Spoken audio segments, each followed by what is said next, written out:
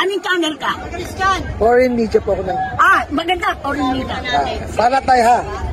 I will talk. Yeah, English. Mas maganda. Yes, even, you know, we are Filipino citizen. Why we got angry to Mr. Marcos? Because he is traitor.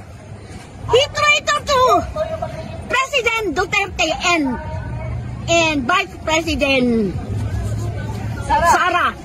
You know, you foreign media, Marcos before, he go to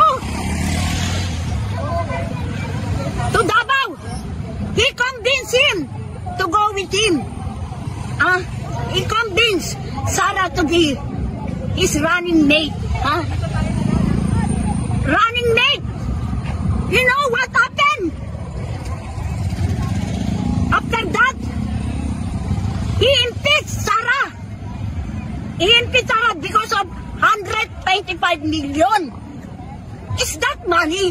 How about the Comelec? 150 million. The damage of that.